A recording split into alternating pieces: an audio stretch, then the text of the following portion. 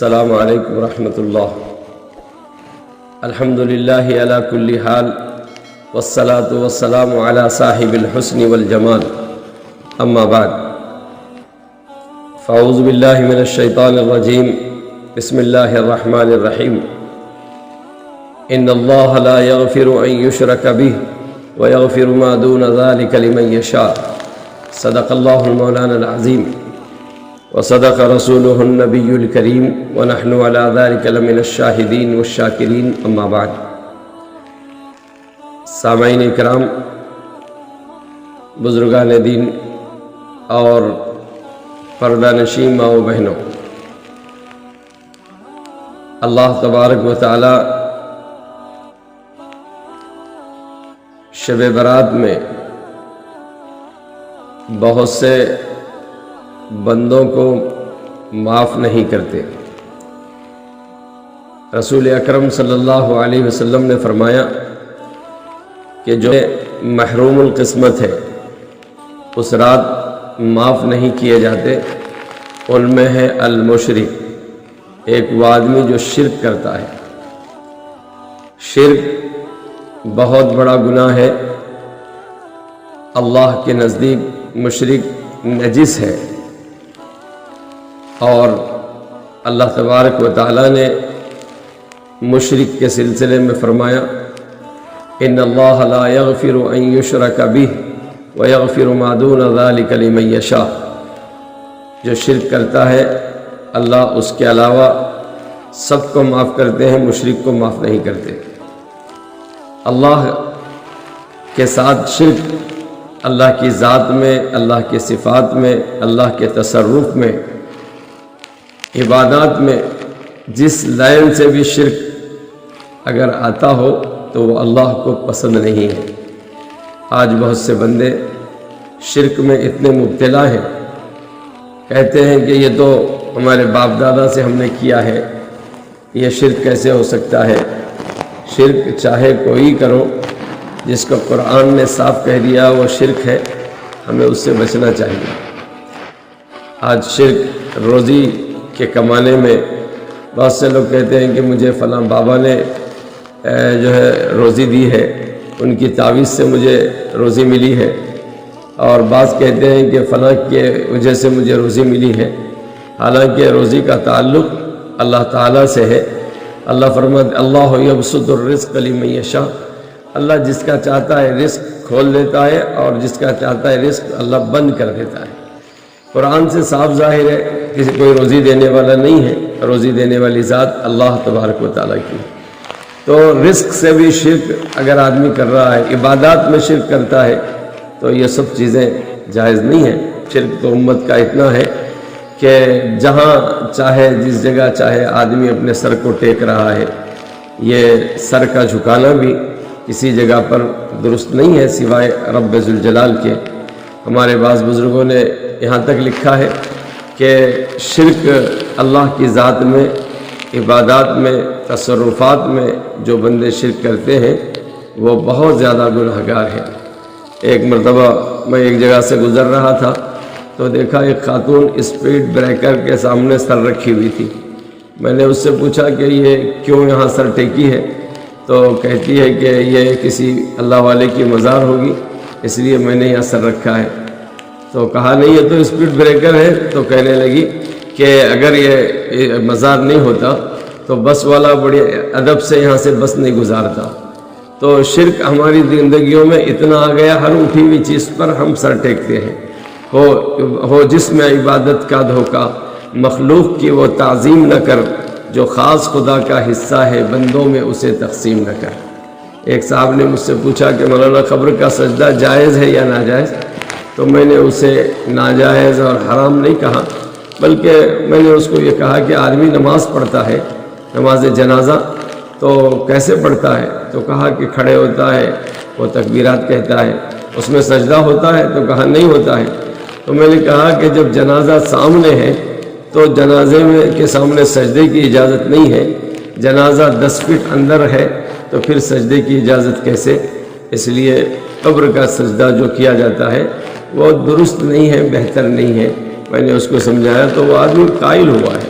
تو غرض ہے کہ ہم یہ کہتے ہیں کہ میرے بزرگوں، شرک چاہے کسی قسم کا بھی ہو، شرک جائز نہیں ہے۔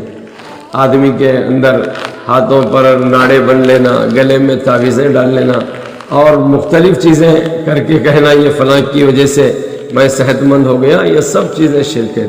اللہ کی ذات بیمار کرنے والی، اللہ کی ذات صحت دینے والی، اللہ کی ذات عزت دینے والی، اللہ کی ذات ذلت دینے والی، ہر چیز اللہ ہی کے اختیار میں ہے۔ بندہ اسی کا بندہ بنا رہے تو انشاءاللہ اس کیفیت سے رہے گا تو اللہ مشرک نہیں بنائے گا، اور مشرک نہیں ہوگا تو ایک نہ ایک دن وہ جنت میں ضرور جائے گا۔ تو آج کی شب وہ بندہ معاف نہیں کیا جاتا جو شرک کرنے والا ہے، اور آج کی شب وہ معاف نہیں کیا جاتا جو ایزار کو لٹکانے والا ہے، اپنی تہبند کو، اپنی لنگی کو، اپنے پیجامے کو ٹخنے سے نیچے پہننے والا ہے۔ البتہ اتنا ضرور یاد رکھیں کہ جو بندے اپنے پیجامے کو ٹخنے سے نیچے پہنتے ہیں، اگر وہ معذور ہے تو کوئی حرج نہیں ہے، متکبر ہے، تکبر کی بنا پر پہن رہے ہیں تو پھر وہ گناہگار ہے اور وہ شخص آج کی شب بخشا نہیں جائے گا۔ معذور ہے تو کوئی گناہ نہیں ہے اس کے لیے۔ آج کی شب وہ بندے معاف نہیں کیے جاتے جو عاقل لوالدیہ، جو ماں باپ کا نافرمان ہے۔ دنیا میں آج کل ماں باپ کی نافرمانی بہت عام ہو گئی ہے، حالانکہ بازار میں ہر چیز ملتی ہے تو ڈپلیکیٹ ملتی ہے، لیکن مارکیٹ میں آج بھی ماں کا پیار ستھرا اور صاف شفاف ہے اور کھرا ہے۔ دنیا نے اگر تالاب کا پاتال کا کنارہ کسی نے دیکھا ہو، لیکن ماں کی محبت کا کنارہ کسی نے دیکھا نہیں ہے۔ ماں کی محبت بچوں کے لیے اتنی زیادہ ہے، اگر وہ اتنی میٹھی ہے، اگر وہ شہد میں ڈال دی جائے، ماں کا بیٹا کہنا، منو اور چنو کہنا، ببلو کہنا، ماں کی زبان سے نکلا ہوا جملہ اگر شہد میں گھول دیا جائے تو شہد میٹھا ہو جائے، اتنا پیارا ماں کے الفاظ ہوتے ہیں۔ بلکہ ماں کی محبت دنیا میں تولنے کے لیے ترازو ہے، سونا تولنے کے لیے ایک ترازو ہے، لکڑی تولنے کے لیے ایک ترازو ہے، ہوا تولنے کے لیے ایک ترازو ہے، لیکن ماں کی محبت کو تولنے کا کوئی ترازو نہیں ہے۔ آج بھی دنیا میں ماں کا کوئی پیار دے نہیں سکتا، دوست ڈپلیکیٹ ہو سکتا ہے، بیوی کا پیار صاف ستھرا نہیں ہو سکتا ہے، لیکن ماں کا پیار بے غرض اور جو ہے بے تعلق ماں کا پیار ہوتا ہے، سوائے اپنا بیٹا ہونے کے ناطے ماں پیار کرتی ہے۔ کتنی ماؤں نے اپنے بچوں کی تعلیم کے لیے اپنے زیور بیچے ہیں، اور کتنے گھروں میں جا کر ماں نے برتن مانجے ہیں اس بچے کو بنانے کے لیے۔ اسی لیے ماں کی ایک ایک بات کو ذہن میں رکھ کر ماں اور باپ کی خدمت کریں۔ میں ایک مرتبہ مدراس گیا تھا، اور وہاں کے زو پارک میں ایک شیر اور ایک بکری کھڑی ہوئی نظر آئی، تو ہم نے پوچھا کہ شیر اور بکری کا اجتماع یہ محال ہے، لیکن آج یہاں نظر آ رہی ہے۔ تو کہا کہ آپ کو معلوم ہے یہ بکری ہے جس کا دودھ اس شیر نے پیا ہے، اسی وجہ سے کبھی شیر اس بکری پر پنجہ نہیں آزماتا اور اسے پھاڑ کھانے کے لیے اپنا منہ نہیں پھاڑتا، اور وہ پیار سے اپنی ماں کے سر پر ہاتھ رکھتا ہے۔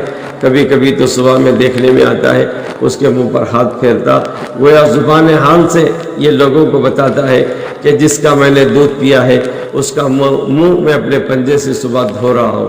یہ تاثر دیتا ہے۔ تو غرض ہے کہ ماں باپ بہت ہی قیمتی چیز ہے۔ رسول اکرم صلی اللہ علیہ وسلم نے فرمایا اگر دنیا میں کسی کا حق ادا کیے ہو نہ کیے ہو، لیکن ماں باپ کا حق دنیا میں کوئی ادا نہیں کر سکتا۔ ایک صحابی حضور کی خدمت میں حاضر ہوئے، عرض کرنے لگے یا رسول اللہ صلی اللہ علیہ وسلم میں نے ماں کا حق ادا کر دیا۔ حضور نے پوچھا کیسے؟ کہا بھائی دو پیروں کی معذور ہے، میں نے کندھوں پر بٹھا کر بیت اللہ کا طواف کرایا اور بہت دور سے اسے حج کے لیے کندھے پر اٹھا کر لایا ہوں، شاید میں نے ماں کا حق ادا کر دیا۔ آپ توقف فرمائے، جبرائیل امین آسمان سے تیزی سے آئے، فرمایا حضور اس سے آپ کہیے یہ ماں کے حق ادا کرنے کا دعویٰ کرتا ہے، ان سے کہیے کہ ماں کے دنیا میں آتے ہوئے ماں نے جو چیخیں ماری ہے ان چیخوں میں سے ایک چیخ کا بھی یہ حق ادا نہیں کیا۔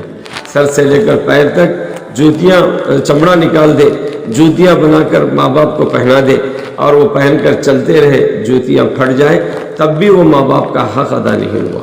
یہ وہ ماں باپ ہے، آج کی شب ماں باپ کا نافرمان بخشا نہیں جاتا، اور آج کی شب وہ آدمی بخشا نہیں جاتا جو مشاحن ہے۔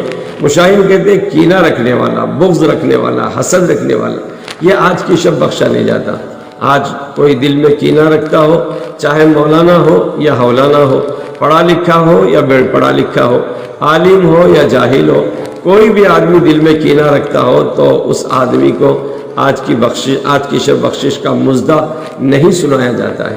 آج کینہ ہمارے پاس اتنا ہے، کوئی دیوبندی ہے تو بریلی سے کینہ ہے، بریلوی ہے تو دیوبندی سے کینہ ہے، اہل حدیث ہے تو جماعت اسلامی سے کینہ ہے، جماعت اسلامی ہے تو اہل حدیث سے کینہ ہے۔ ذری ذری باتوں پر ہم دل میں بیر رکھتے ہیں۔ میں کہتا ہوں کہ یہ کوئی ایسی چیز نہیں، بلکہ بعض تو یہاں تک کہتے ہیں الفاظ کو بھی تولتے ہیں۔